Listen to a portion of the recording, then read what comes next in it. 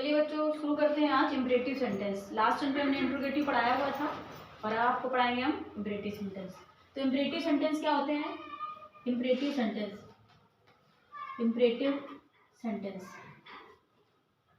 Sentence की अगर हम बात करें तो ऐसे सेंटेंस जो वर्ब से स्टार्ट होते हैं और सिंपल प्रेजेंट के फॉर्म में होते हैं। तो जो वर्ब से स्टार्ट होते हैं वो सेंटेंस कैसे होते हैं? Imperative sentence. वर्ब से स्टार्ट होते हैं वो इम्परेटिव सेंटेंस होते हैं। बात समझ में आ गई? जैसे मैंने कहा, और ये मतलब इम्परेटिव सेंटेंस को हम दूसरे शब्दों में आज्ञा सूचक वाक्य भी कह सकते हैं। जैसे ऑर्डर देते हैं, जैसे कि रिक्वेस्ट करते हैं, एडवाइस देते हैं। तो इस प्रकार के जो सेंटेंस होते हैं वो इम्परेटिव सेंटेंस कहलाते हैं। जैसे अगर हमने ऑर्डर की बात की जाए, अगर हमने ऑर्डर किया, जैसे हमने कहा open the door, simple sentence है, ओपन द डोर। ठीक है, open the door. Open the door की अगर बात करें तो ये सेंटेंस देखो वर्ब से स्टार्ट है और वर्ब के साथ आपका एक ऑब्जेक्ट दिया हुआ। ये ऑब्जेक्ट दिया हुआ है आपका, ये वर्ब है और ये क्या दिया है? ऑब्जेक्ट। तो जब सेंटेंस वर्ब से स्टार्ट हो तो ऐसे सेंटेंस इम्परेटिव सेंटेंस होते हैं। और इनको बनाने का तरीका जो पैसिव वॉइस होता है, तो आपको एक छोटा सा सॉन्ग याद करना पड़ेगा। कौन सा सॉन्ग है ये? सॉन्ग इधर हम लिख दे रहे हैं। लेट ने बुलाया, कर्म भाग कर आया, कर्म भाग कर आया, बी ने प्रेम बढ़ाया, बी ने प्रेम बढ़ाया, और वर्ब तीसरी लाया, वर्ब तीसरी लाया। ठीक है, तो देखो लेट ने बुलाया, इसको बनाने का तरीका क्या होता है? फर्स्ट स्टेप आपका ये है, फर्स्ट स्टेप, और फर्स्ट स्टेप के बाद आपका सेकंड स्टेप, और ये थर्ड स्टेप, और ये फोर्थ स्टेप। तो पहला स्टेप क्या है? लेट ने बुलाया। तो आप जैसे ही इम्परेटिव सेंटेंस देखेंगे कि हमारा इम्परेटिव सेंटेंस है, ये 10th क्लास में बहुत पूछा जाता है। ओपन द डोर, कभी कभी एज इट इज ये सेंटेंस लिख दिया जाता है। ओपन द डोर का पैसिव वॉइस बनाइए 2 नंबर में।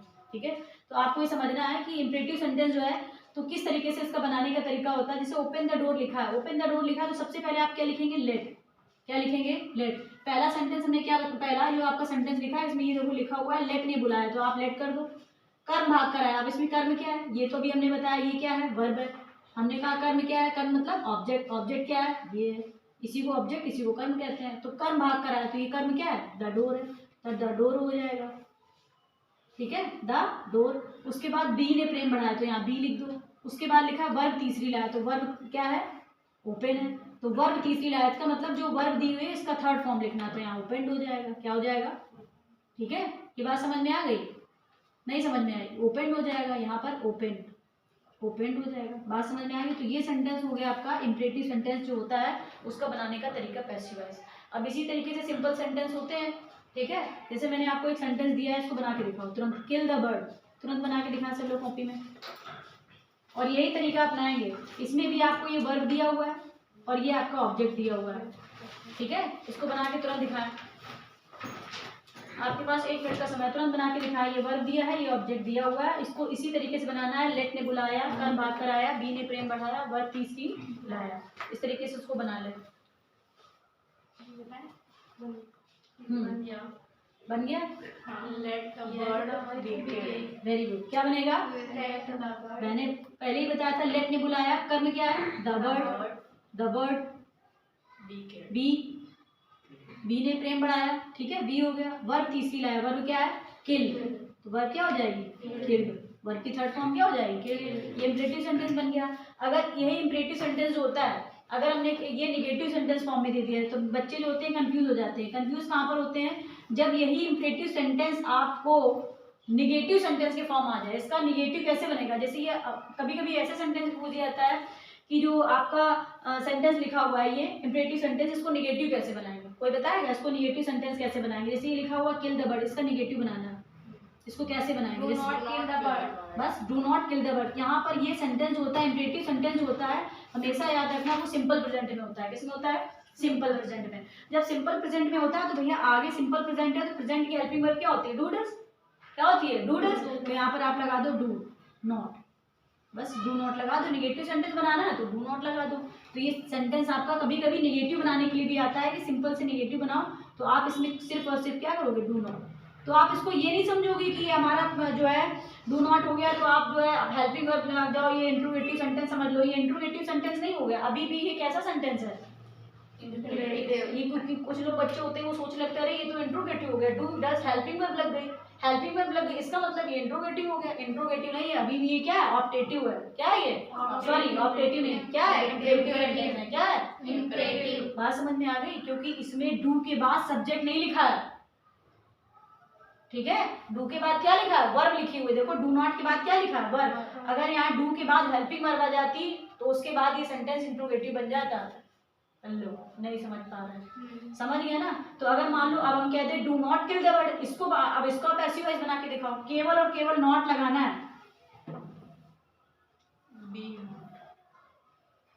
इसको तुरंत बनाए, do not kill the bird. 2 minute का समय है, अभी तक ये सिंपल सेंटेंस था। अब आपको यहाँ पर बताना है कि नॉट कहाँ लगाना है, बस सिंपल सा है। 2 मिनट का समय, जल्दी बना के दिखाएं। Let the bird not be killed, हाँ, let the bird not be killed, let the bird not be, यहाँ पर क्या लग जाएगा, नॉट। बी के पहले और बर्ड के बाद जो है नॉट लग जाएगा, बाकी सेंटेंस ऐसे ही होगा।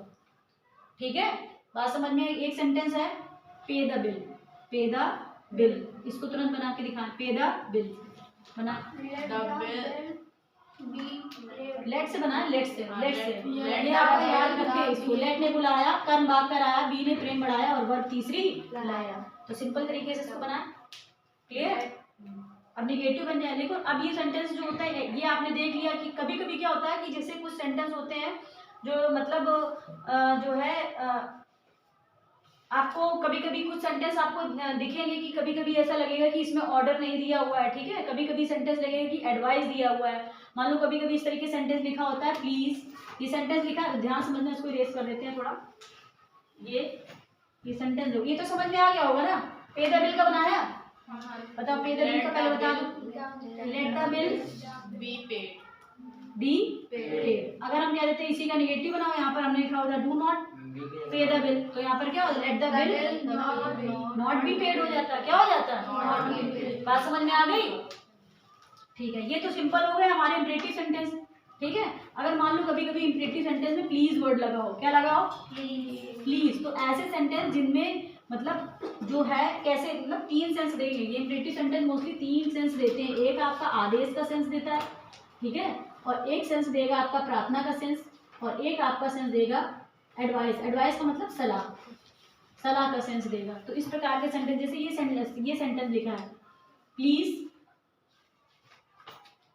हेल्प मी, ये सेंटेंस लिखा हुआ। अब ये सेंटेंस देखो इसमें क्या कह रहा है, प्रार्थना कर रहा है कि आदेश दे रहा है कि सलाह, प्रार्थना कर रहा है। तो अब जब प्लीज वर्ड लिखा तो याद रखना, प्लीज वर्ड को हटाकर क्या लगाते हैं, यू आर रिक्वेस्टेड। रिक्वेस्टेड के बाद तुरंत आपको इम्परेटिव सेंटेंस को ऐड करने के लिए टू लगाते हैं कंजक्शन ग्रुप में। क्या लगाते हैं, हेल्प मी। बात समझ में आ गई, help me.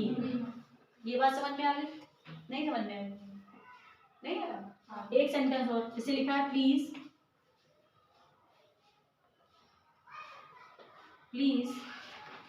Give me this glass.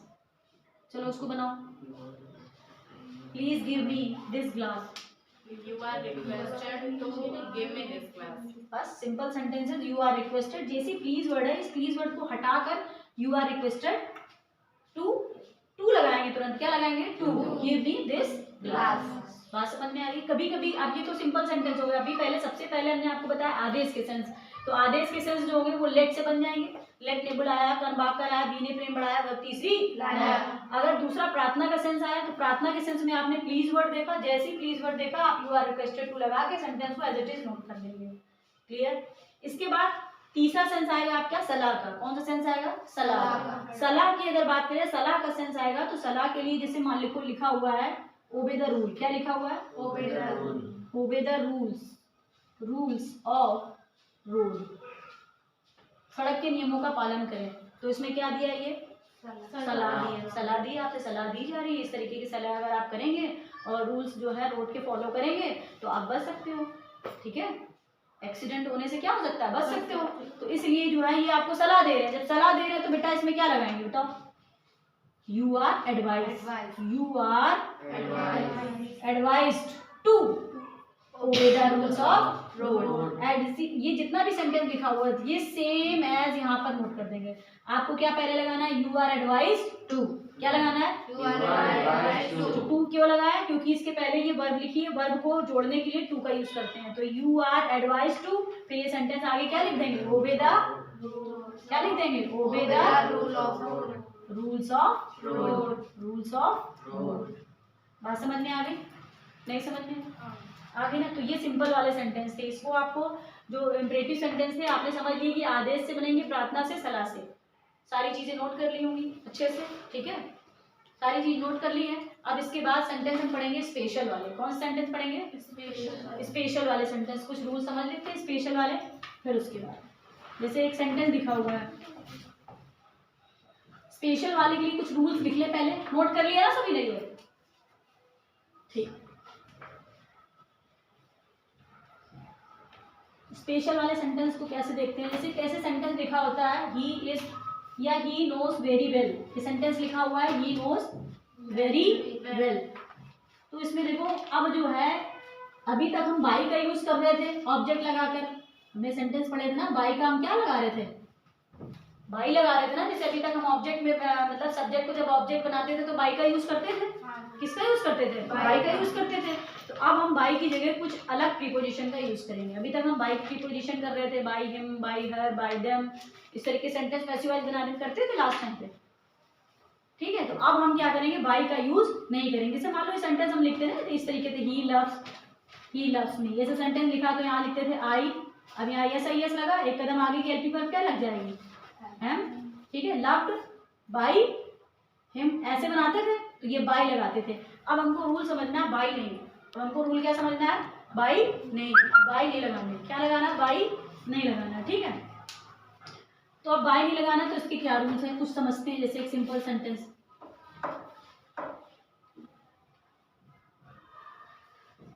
जैसे कुछ वर्ड्स हैं नोट कर लो, इनके साथ एट लगता है, इनके साथ एट के साथ ही तुरंत नोट करते जाके पूछेंगे हम, ठीक है, तुमको याद भी करना तुरंत। जैसे लिखा हुआ है सरप्राइज्ड, क्या लिखा हुआ है, surprised, astonished, astonished, disappointed, disappointed, distressed, displeased और alarmed, ALARMED, alarm, ठीक है। तो देखो सरप्राइज और एस्टोनिश का मतलब आश्चर्यचकित होता है, क्या होता है, आश्चर्यचकित। और डिसअपॉइंटेड का मतलब भी क्या होता है, निराश होना। डिस्ट्रेस का मतलब होता है निराश होना, ठीक है, या हताश होना। और डिस्प्लीज का मतलब भी दुखी होना। प्लीज का मतलब प्रसन्न होता है, डिस्प्लीज का मतलब दुखी, अलार्म का मतलब सचेत होना। ये कुछ ऐसे वर्ड हैं जिनके बाद हमेशा बाई प्रीपोजिशन नहीं एट प्रीपोजिशन लेता है। क्या लगता है, ठीक है, नहीं समझ में आया, एट प्रीपोजिशन लगता है। आप जैसे दूसरे वर्ड देखो विथ प्रीपोजिशन। विथ प्रीपोजिशन कैसे, कुछ वर्ड्स होते हैं जैसे हमने बताया इसमें प्लीज, ठीक है, विथ प्रीपोजिशन में प्लीज हो गया, डिस्कस्ड हो गया, डिस्कस्टेड, ठीक है, डिस्कस्टेड, प्लीज्ड, और बस ये दो सेंटेंस है। इनमें अधिकतर ये सेंटेंसेस पूछे जाते हैं, प्लीज्ड हो गया, डिस्कस्टेड हो गया, ठीक है। तो ये वर्ड्स के साथ क्या लगाते हैं, विथ लगाते हैं। जैसे टू, टू, टू किसके साथ लगाते हैं, टू, टू, टू किसके साथ लगाते हैं, अब देख लेते हैं।